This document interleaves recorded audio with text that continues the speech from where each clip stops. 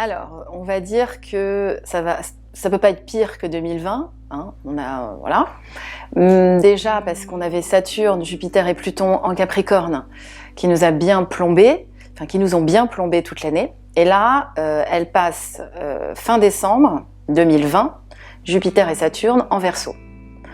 Donc Jupiter et Saturne en Verseau, à la base, on peut se dire, et c'est vrai, on peut se dire qu'il va y vraiment avoir un sentiment de liberté, une respiration. On va plus sentir cette chape de plomb, cet enfermement, la pesanteur. Hein. Ça c'est certain. Il y a quand même un allègement. Maintenant, le Verseau est le signe révolutionnaire et rebelle du zodiaque. Donc Jupiter c'est l'excès, Saturne c'est l'empêchement. Donc Saturne va empêcher, on va dire, la liberté, le besoin de liberté du Verseau, et Jupiter va appuyer et renforcer le côté excessif, rebelle et révolté du Verseau. Donc ça peut amener des contestations, un soulèvement populaire.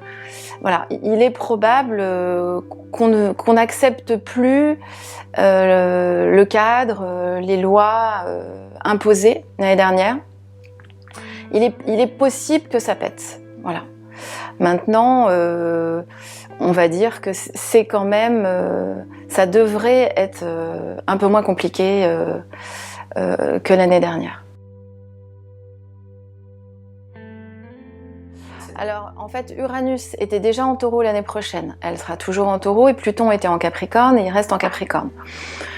Donc, c'est des signes de terre. Donc, on nous oblige quand même à être à nouveau, à nous enfermer, à nous cadrer. Uranus est la planète du Verseau.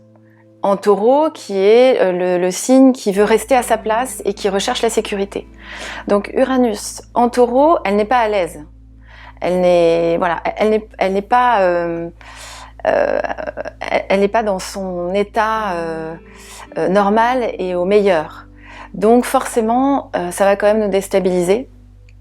Mais on va dire que ça, on en a encore pour un bon moment, et c'était déjà le cas l'année dernière.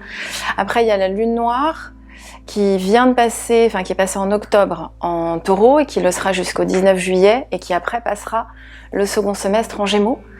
Et on a le nœud sud qui est passé aussi en Gémeaux, donc jusqu'au 19 juillet. On a besoin de sécurité, on va être axé sur les finances, nos besoins, nos désirs, et à partir du second semestre, a priori, ça devrait s'alléger, même si Jupiter et Saturne vont reculer pendant un bon moment entre mai et octobre. On peut ressentir un certain frein. Est-ce qu'on va à nouveau être empêché ? En tout cas, il va y avoir des petites dissonances. Et puis, on a 3 rétrogradations de Mercure. Donc, vous commencez à le savoir. Quand Mercure rétrograde, tout ralentit. Et il faut faire attention aux déplacements et aux messages dans toutes les formes. Et donc, on a quand même 3 rétrogradations de Mercure cette année. Une en février, une en juin et une en octobre, dans des signes d'air à chaque fois. Donc voilà, on va de toute façon, c'est pas une année très calme, mais moi dans mon ressenti, ça sera moins pire que 2020. Alors, il y a déjà l'axe Verseau-Lion. Quand je dis l'axe, c'est quand les planètes sont en Verseau, forcément ça va se répertorier sur le signe en face, qui est le Lion. Donc ces belles planètes en Verseau vont favoriser et le Verseau et le Lion, et vont les forcer à bouger, à évoluer. Et ensuite, on peut dire Gémeaux et Sagittaire, puisqu'ils ont les nœuds lunaires dans leur signe, et que donc c'est un peu leur mission de vie qui est mise en avant cette année. Et on leur propose de vraiment regarder le chemin parcouru et de comprendre exactement vers où ils vont. Le fait que ces planètes soient en Verseau, on va avoir vraiment besoin de nous exprimer. Donc il va falloir travailler, puisque Mercure va être rétrograde pendant 3 périodes. Il va vraiment falloir travailler sur notre expression.